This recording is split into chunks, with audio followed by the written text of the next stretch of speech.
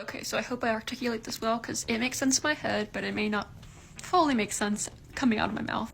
Let's first talk about why ranboo is there. I believe this was all planned by the syndicate. You know, Nikki was attending the Red Banquet, and Techno had that deal with Quackity, so they needed someone to spy and make sure that everything goes according to their plans.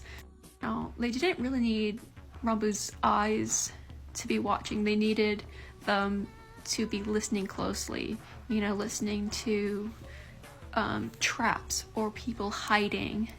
That may not be the only reason they had him blindfolded, but because, as portrayed in multiple of his fan arts and the song Vibrant Eyes by CG5, it is hinted that ranboo's eyes glow in the dark, so they're trying to conceal his presence. They don't want him to be found. So their plan is going accordingly until TNT drops onto the eggs. Okay, this makes Nikki, Techno, and ranboo lose all communication with each other. This throws ranboo off guard. You know, he didn't plan for a count that they would lose communication. And I believe ranboo's underwalk is triggered by uncertainty and fear, meaning there was an opening for Dream to come and control ranboo through underwalking. And because he was blindfolded, you wouldn't be able to tell the difference between his underwalking state and his normal state. As Bag reveals his plans, talking about how he needs people to be sacrificed to the egg, ranboo is still stuck in his underwalk state. You know, Dream has him trapped, cornered, basically. And you're probably thinking, okay, he can teleport.